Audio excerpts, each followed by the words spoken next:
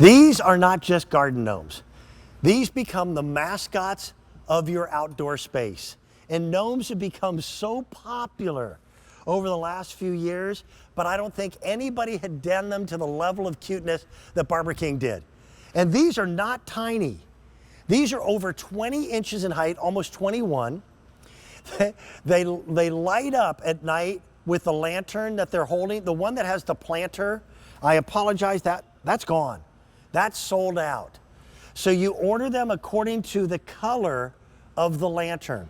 And already I can tell you over 3,600 people have picked them up.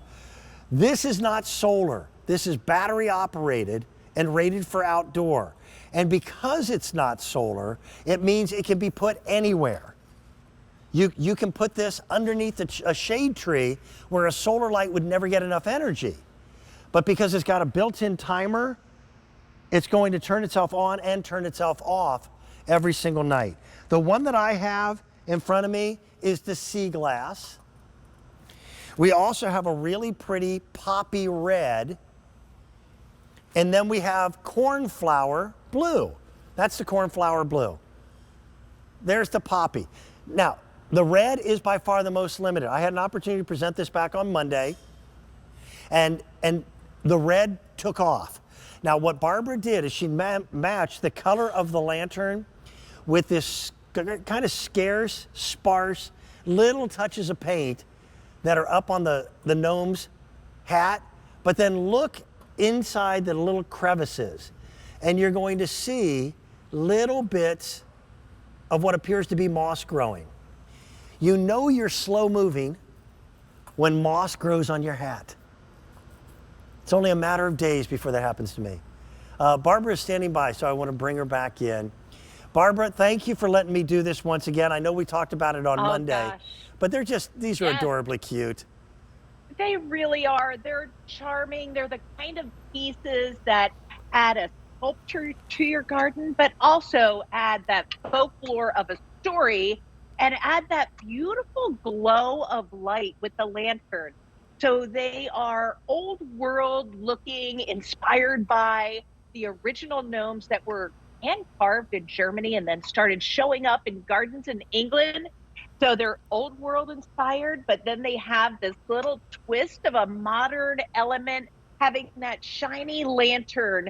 This is the poppy color. It's that orangish red that ties back to what looks like old broken tiles in the hat. Yeah. Where under that hat, only thing peeking out is his beautiful big nose there and beard that just flows down, like you said, with that moss kind of in all the cracks and crevices. And Dan, I don't think you ever have moss growing because you are always on the move. Maybe too much, maybe a little too much. Listen, this just makes me smile. And Yes. it was so cool that you did different molds for the different pieces. Anybody who picked up the one with the planter before it sold out, they do miss their buddy with the lantern. And when you walk around with your hat over your eyes, you need somebody to hold a lantern for you. Isn't that the truth? And the bear is absolutely adorable.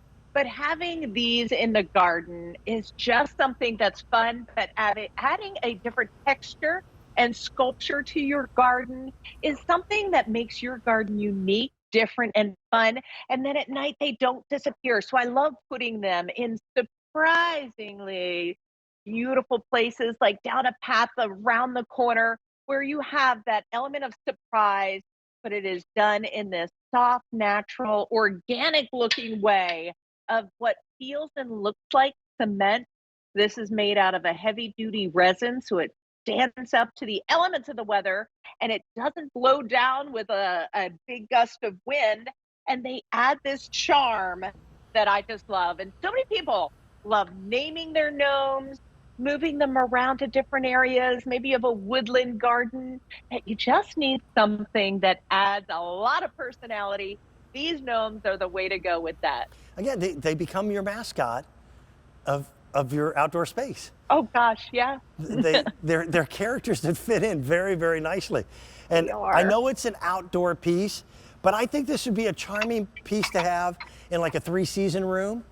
And the fact that, again, you have, is it a 4-hour timer on the lantern? No, I lost Barbara's mic for a second. We'll get it back. But this will automatically turn itself on at night and then turns itself automatically off a little bit later on. And it just requires AA batteries.